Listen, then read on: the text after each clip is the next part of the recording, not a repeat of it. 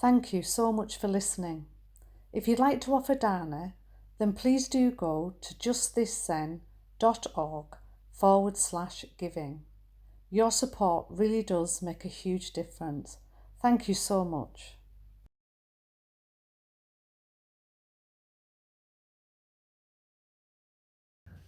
An unsurpassed, penetrating, perfect Dharma is rarely met with even 100,000 million kalpas. Having it to see and listen to remember and accept, I vow to taste the truth of the Tathagata's words.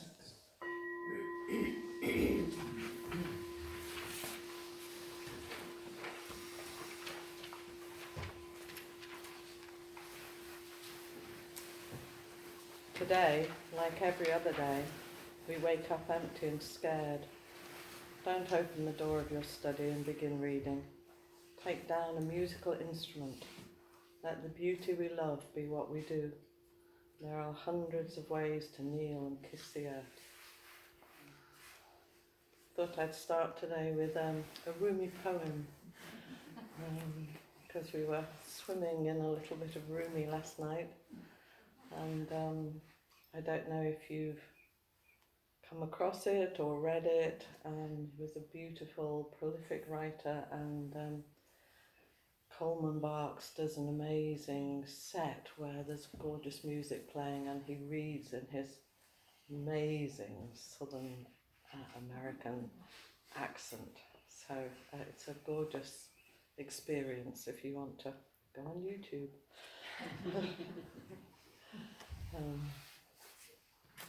We started the week with this, the koan about the world-honoured one coming and taking their seat.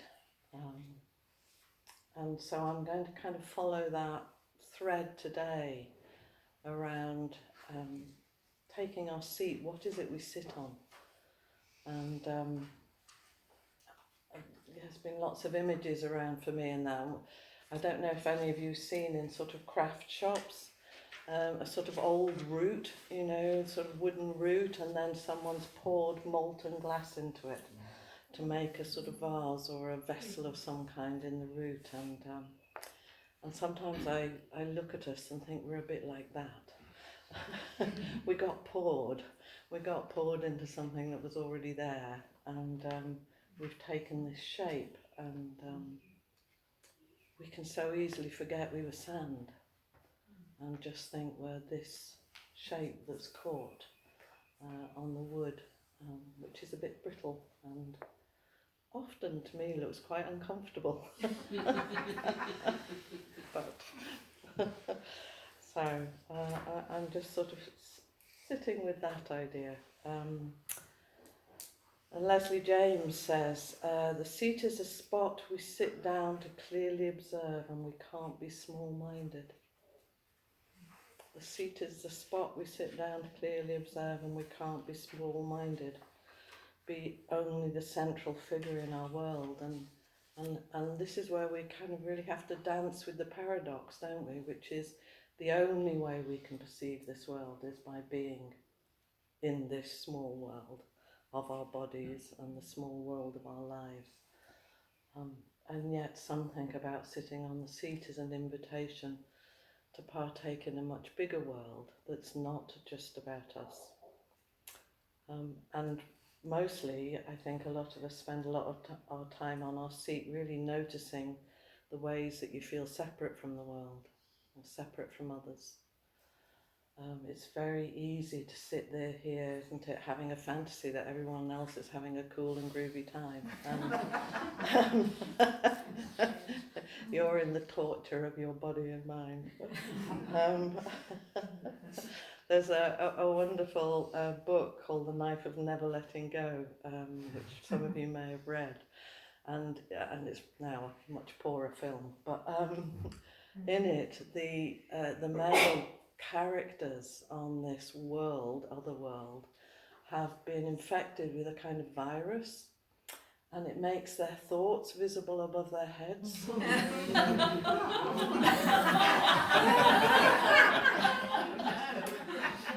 Like a comic. It's not good. It's really not good. And it causes an enormous amount of distress, but there are times when I think it would be so soothing to sit here and see all the other thoughts that are going on in people's minds and think, oh, I'm not the only really crazy one. So the world-honoured one sits down in his seat, and that's the teaching, just sitting in the seat and honouring that. And I think that's such a shift for us to think where I am, who I am, exactly as this is the place to be honoured, not this other fancy, polished place where I no longer feel miserable or lonely or separate or ecstatic or whatever it is. Some years ago, this was such a powerful example for me. I've probably used it before, but some years ago, I was doing a one-day workshop in 5-rhythm dancing, which is a sort of gorgeous flow of movement throughout the day. And but you start quite slowly, and then you kind of your body moves a little faster. And I was not prepared for a day's dancing, and I felt rubbish. I felt fat and old and uncomfortable, and I looked around the room and everybody else seemed to be kind of lithe and lycra clad and swaying. And it was it was a really horrible moment, because I had been one of those and now I'm one of these. And that was a really kind of shocking thing. And so, the parts of me that wanted to run away were kind of, I'll just go. And I didn't, in part because of practice, I just stayed. And then I had a really clear feeling of there is no one else here who can do my dance. Not one single person in this room can do the dance I'm going to do. And that's the thing I can offer, and that's what I can do. And it suddenly made a whole difference to that feeling of separateness or of inadequacy. It's like, and my dance is going to look, as I used to call it in those days, extended wobbling. So I proceeded to wobble for the rest of the day. But it was such a shift from that sense of isolation and inadequacy to actually this is my gift to this group. This is my gift, is to be here and do the only one I've got, really. And there's a poem that some of you will know about the little duck, and there's a point at which the little duck sits down in the ocean. And feels like that small part of the ocean is the entirety of life. And there was something for me about that experience of the dancing that suddenly felt like I'm just sitting right in the middle of the ocean of my life and doing this, which looks like this. Trudy, on that note, do you mind if I go and get my hearing aid? Please go and get it. We shall wait for you. Can we hear the little duck? Pardon? Can we hear the little duck? I can probably find the little duck for you. I thought you wanted me to quack for a minute. Well, you can if you That too. No one else can quack like you.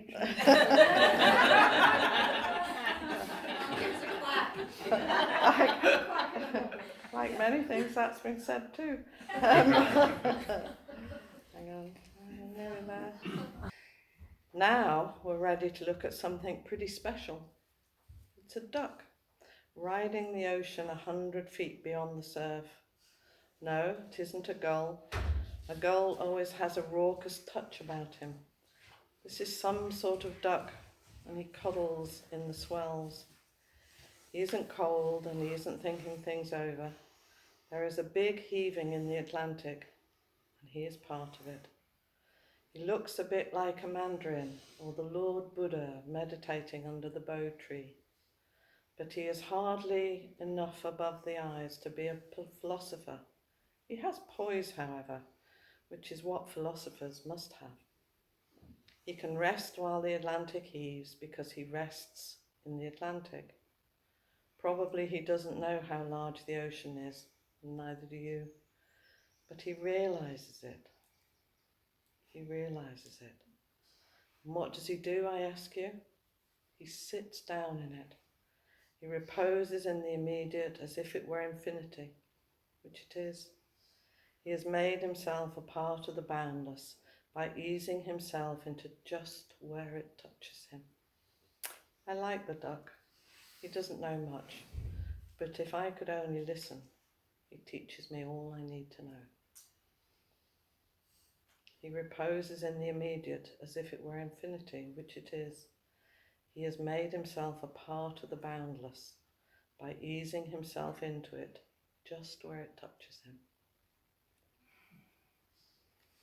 So, and that sort of led me to thinking about how much we don't ease into our surroundings, we don't ease into our bodies, and we're, I don't know what it's like in your head, but I have a pretty continuous narrative that's often around what I think of as messing with the universe.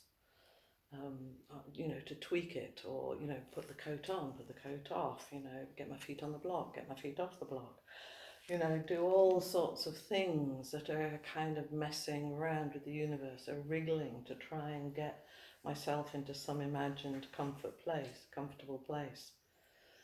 And when I was a child, there was a film with Danny Kaye in it called The Court Jester. There might be one or two older heads nodding. It's a very old film. If you watch it, it's hilarious. But there's a scene, you might know the verse that's particularly famous from it is, he's told he's got to go into this fight, and he's told he's got to, the vessel with the pestle is the one with the poison in it, and the chalice from the palace is the one that's safe to drink. Anyway, it's very complicated.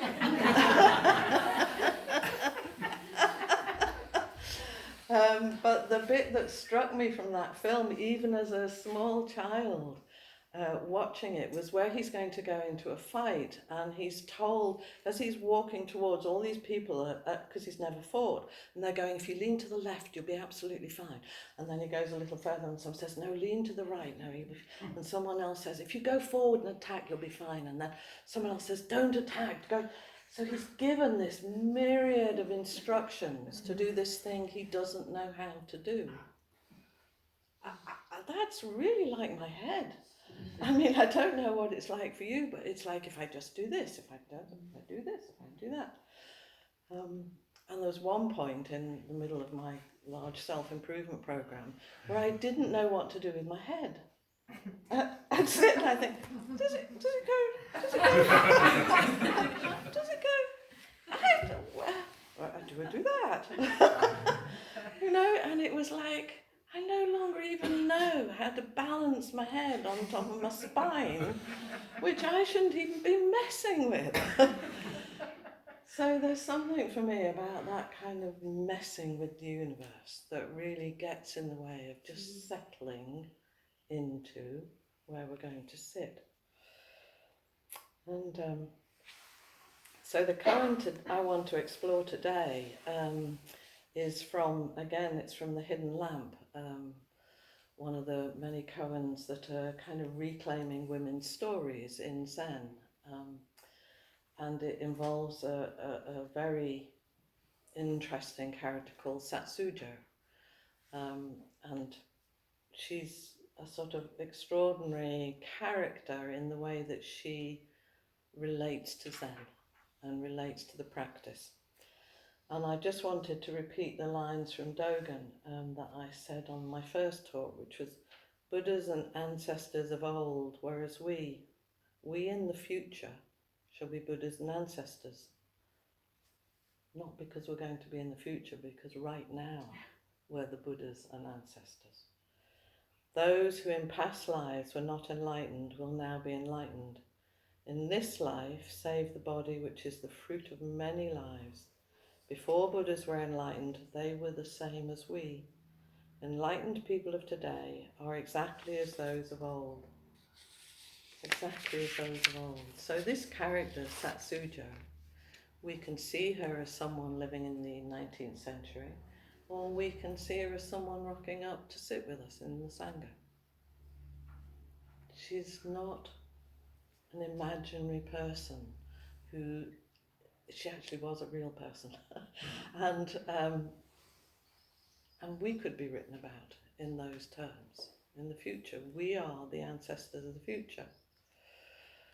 And in that first koan, Buddha takes his seat on a lotus throne, you know, his great fanfare, his Manjushri, despite his leaking, says, you know, here he is, the great, the wonderful, the full body of the Dharma. And Buddha gets off and goes and does whatever he does. But in this story, we have a 16-year-old girl. She's 16 at the time of this story, who's fully imbibed the fullness of Hakuin's Song of Zazen. Hakuin says, all beings by nature are Buddha, as ice by nature is water. Apart from water there is no ice. Apart from beings, no Buddha.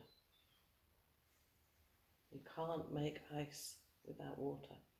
You can't make Buddhas without us.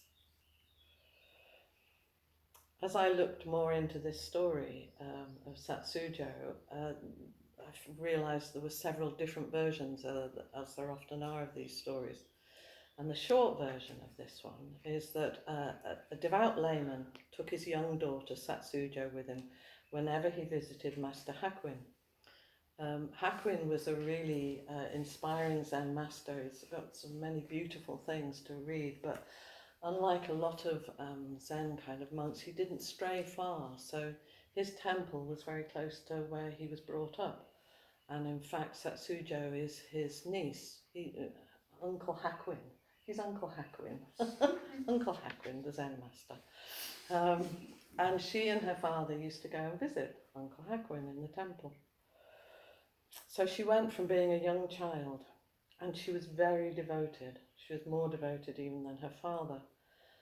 And when she was 16, this is the short version, her parents were concerned that she would not find a husband and asked her to pray to Kannon or Guanyin, the Bodhisattva of compassion. She did this day and night during all of her activities. Before long, she experienced an awakening. That's that version. The longer version has a really different kind of slant, which I found interesting, which is that seeing that the little girl was even more devout than her father and looked forward every day with the greatest pleasure to seeing her uncle, the Zen master, Hakuin said to her, "Since you are such a good girl, I will give you a present. And my present is this chant, Quan Shi Yin Pusal, which is paying homage to Kuan Yin, Kannon, various names.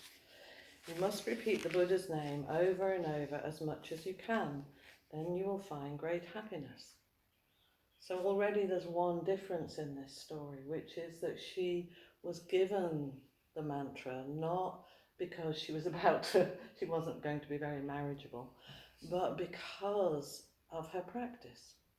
He saw something in her practice that made him reach out and say, "I want to give you this mantra, and if you say it, you will find great happiness."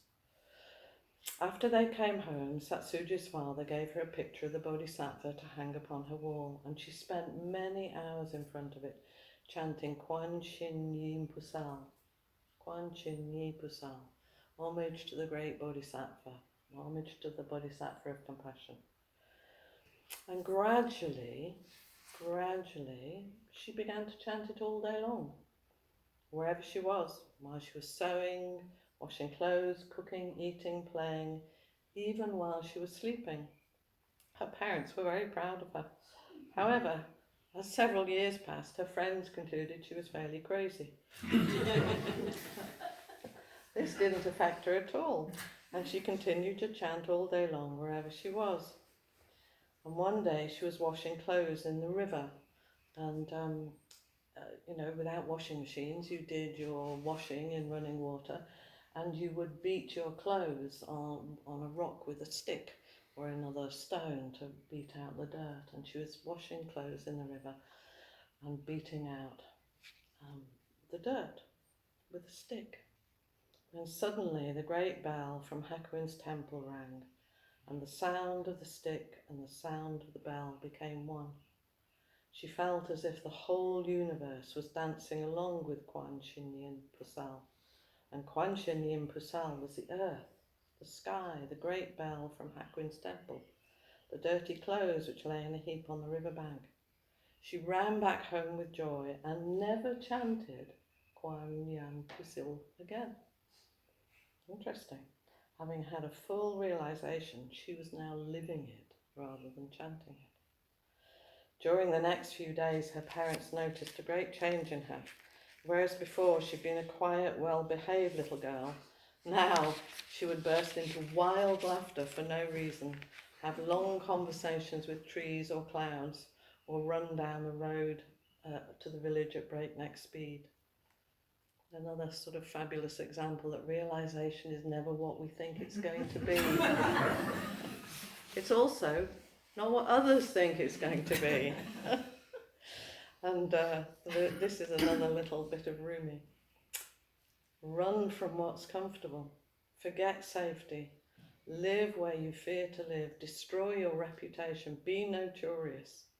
I tried being prudent. I tried prudent planning long enough. From now on, I'll be mad. So Satsuja and Rumi, both being a little crazy.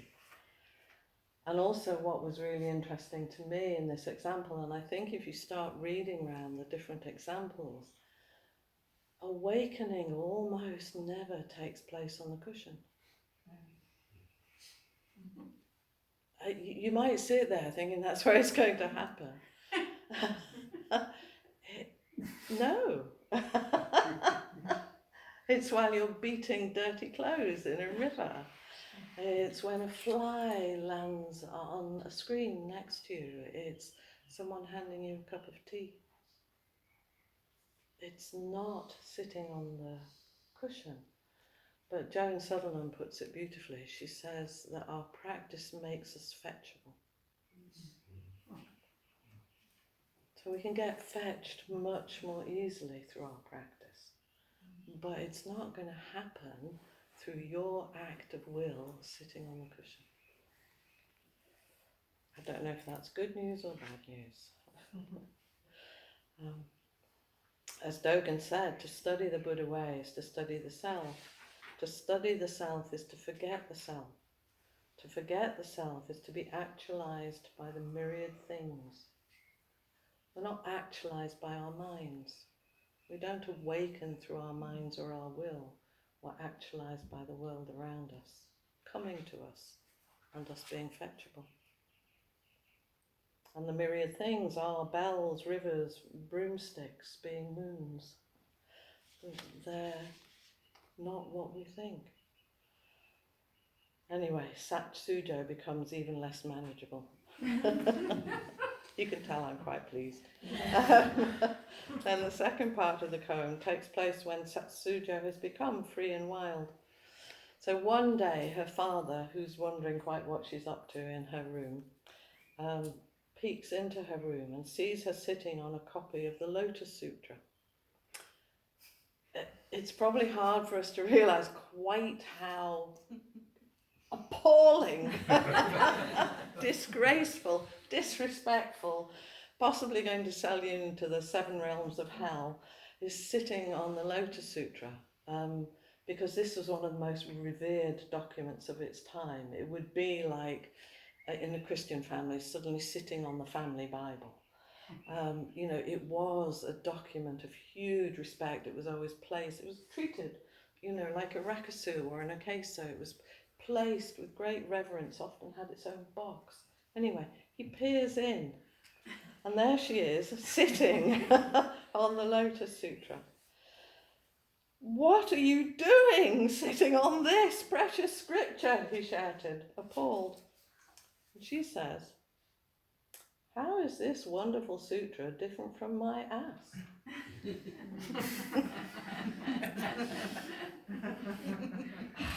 How is this wonderful sutra different from my behind? Why is it different? So now we have this once docile girl sitting on a sacred text, talking back at her father. 19th century, patriarchal society, and she just says, "Well, what's the difference? What's your problem?" Because for her, her body has become an embodiment, and there isn't anything separate and different. There's no lofty throne or announcement, just a girl speaking her truth.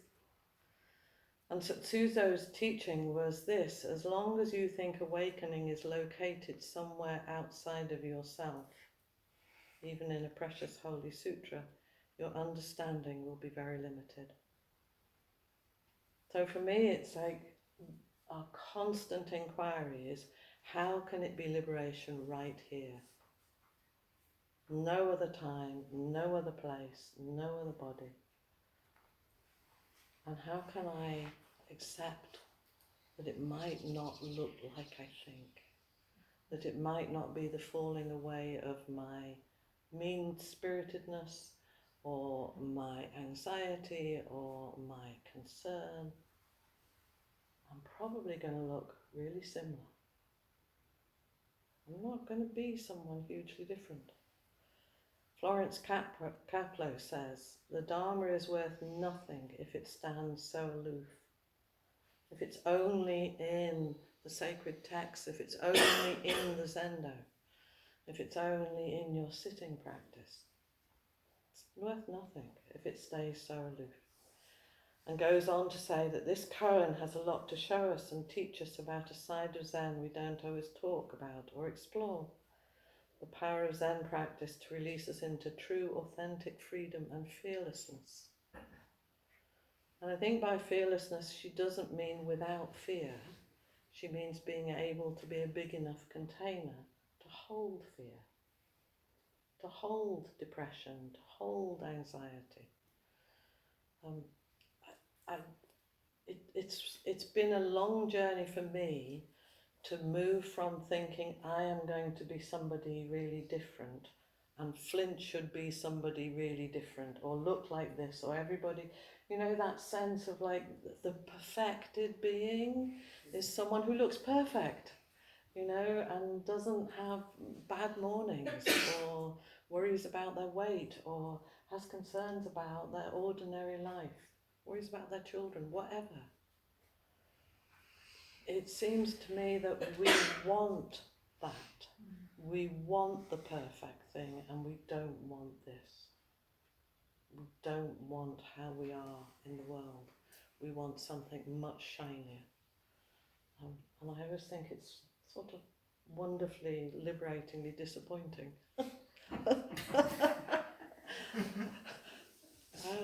Yeah. So I've been walking with Satsujo a lot in preparing for this retreat, which is one of the great things about giving a talk. You really get to kind of sit with someone, and I've been walking with her and sitting with her. And I'm full of admiration for her energy and deep practice and just being herself. And I was asking Flint about, I spent a long time as a psychotherapist, and what's the difference between offering inquiry, meeting people in that setting, and offering a psychotherapy session? What do you experience as the difference? And one of the conversations we had was about immediacy, about this might be the only moment you've got. Don't hold back. We go for the longer game in therapy. Like if we can't do it this week, we might do it next week. And if we can't do it this month, we might do it next month. And if we can't do it this month, we might do it next year. But there's something about the practice being rooted in immediacy. This moment, this meeting in exactly this moment. And don't hold back. Do whatever it is you do to express the Dharma. This is another little bit of Rumi. For years, copying other people, I tried to know myself. From within, I couldn't decide what to do.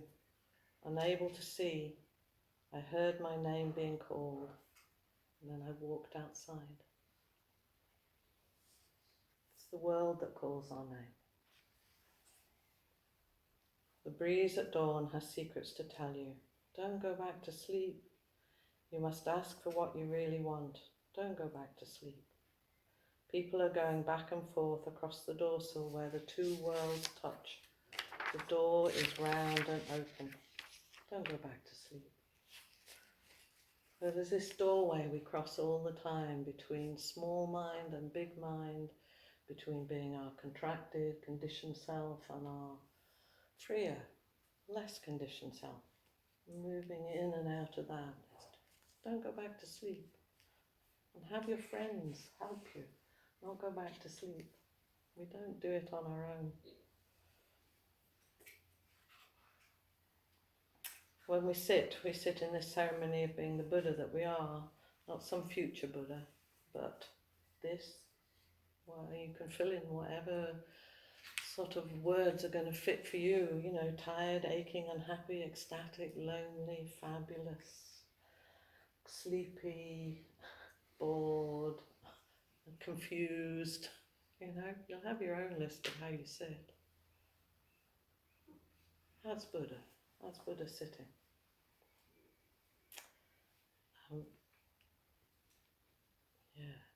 So Nick Cave written in dialogue a beautiful book called Faith, Hope and Carnage. And he's an extraordinary person, musician, creative person, and he lost his son at I think 16 or 17. His son had taken his first dose of LSD and went off a cliff. And so that's obviously hugely shocking for any person, but I always think for people in the public eye, grief is kind of really quite difficult to navigate in some ways. And he was talking about life after Arthur, life after the loss of his son. He says, then comes the reassembled self, the self you have to put back together. You no longer have to devote time to finding out what you are. You are just free to be whatever you want to be, unimpeded by the incessant needs of others. You somehow grow into the fullness of your humanity, form your own character, become a proper person. I don't know, someone who has become a part of things, not separated from or at odds with the world.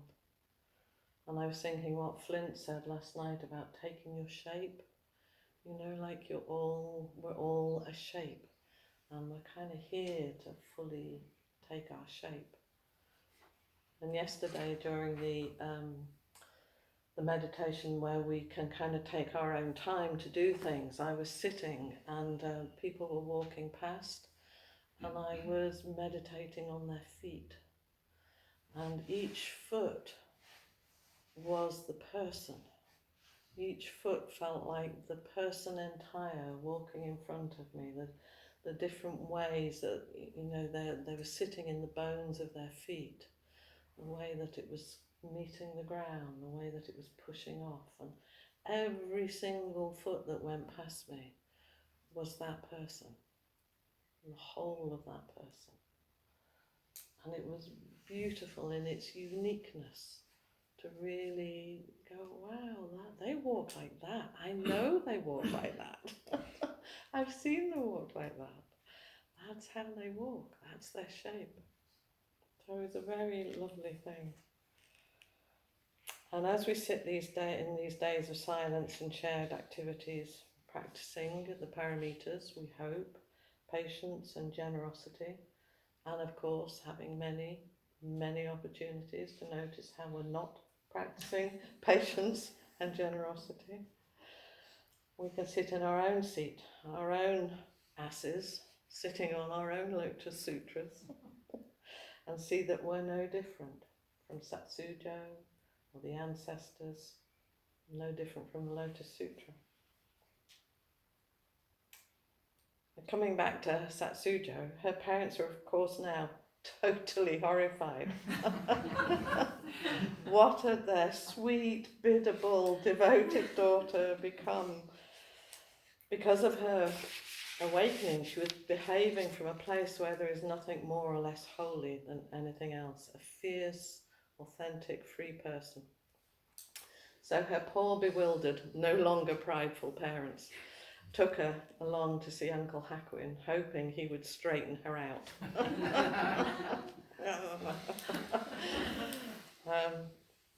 He doesn't. He recognises something in her and they begin a lifelong, mature friendship. And because Satsujo had grown up in the temple and with the Dharma, she was disinclined to marry. This also came as no surprise. But however, interestingly, Hakuin didn't say, yes, come and be a nun in the temple. He said that her role was, her practice, like ours, was to be an everyday practice. Her practice was not to separate herself. Her practice was to live her life fully in the world. He said to her, you comprehend Zen well, but you need to put it into practice. Spirit, form, enlightenment and actualization must be harmonized with the realities of everyday life. You comprehend Zen well. She'd really got it. But you need to put it into practice. Spirit and form, enlightenment and actualization must be harmed with the realities of everyday life. Satsujo's journey, like ours, was to be navigating the non-monastic world, figuring out what it means to be a co-worker, a friend, a colleague, a lover, a parent, maybe a grandparent, all the time informed by the capacity to live fully and authentically. I think it's really interesting. Often when we've been on retreat, Flint says we show up in transitions. I think it's Suzuki Roshi said, he was asked how the people were doing with their practice. He says, I think you're, some version of I think you're all doing really well until you speak. And I think there's something about watching how we actually inhabit ourselves in the transitions. We can sit with dignity and grace and uprightness, and then what do we do when we move out? How do we get our shoes on? How do we pick up our teacup? How do we meet someone? Are we able to be with people without too much self-concern? All of those things that live off the cushion, and that's where we kind of really show up. But for me, it's like, how do we keep finding our seat? As our lives, we'll leave here on Thursday afternoon or Friday morning or whatever, and we'll go back into whatever our lives look like. They'll be full and rich or not, or hard work, or, whatever. There'll probably be a whole variety of things. How do we do that from this place? And for me, that's the real, question, not challenge, but the ongoing inquiry is like, when I wake up, how am I going to do today? When I meet this tricky situation, how am I going to do? What do I want to, what shape do I want to be? Do I want to be that glass that was poured all those years ago and is stuck on that bit of timber forever that looks like that? Or do I want to have a little bit more flexibility or a little bit more freedom in how I respond to people? Can I be a little less caught in how I think I should be? Which includes being a good Buddhist. If you get trapped in thinking, now I've got to go home and be a really good Buddhist, it's like that's as much of a trap as any other trap. It's like, what's required now from this person with these resources right now, in this situation right now? I think that's the kind of freedom that we're often talking about. Free to choose not free to be without feelings or without sorrow or without distress. Just free to have a little bit more choice. So that's been my question. How do I keep finding my seat? How do I keep doing this as life flows on around me? And I'm sort of smiling because our run up to this retreat was full. One might say, very, very full. And it was kind of like, okay, this is what's needed. I'm needing to do that. I haven't got time to do this, but I'm going. And it's like, and I want to do this wholeheartedly. I want to do what I've offered to do really wholeheartedly, and I would really have liked several more days to prepare. And that's not how it kind of goes. It doesn't go like that in our life. So there's something for me about, okay, yeah, and I'm going to be tired, and I might be irritable, and I might feel a bit oppressed, and whatever. It's like, but can I still keep my shape? Can I still find my seat in this? Whatever that's going to look like. We're all part of the brocade that's woven in celebration and in grief. And if you follow Satsu, if you're at all interested, you can follow Satsuja's story. She turns up twice more. She lived a really long life and became a grandmother, and is often referred to. Grandmother mind is one of the most sort of soft, compassionate, wide minds that we can kind of have. Grandmother mind, and she is often cited when we're talking about grandmother mind from an encounter with someone in her much later life. So you can follow her story, and you might be interested, like me, in having her as an ancestor. We can share. I don't think she'll mind. So for me, it's felt like really part of this brocade, you know. This sense of being woven and weaving feels like it has really woven its way around us.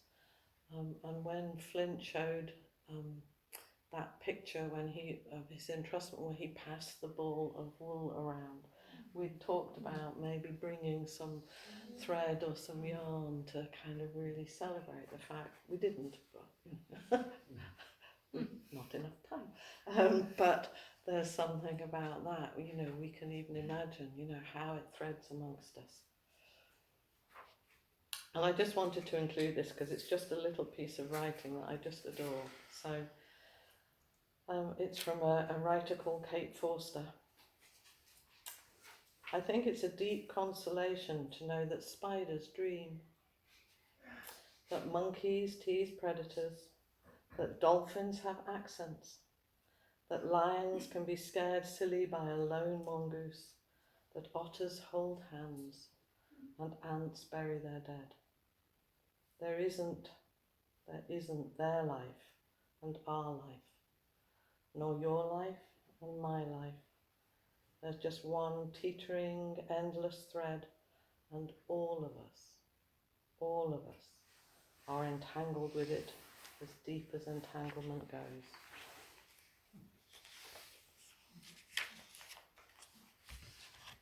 Thank you very much.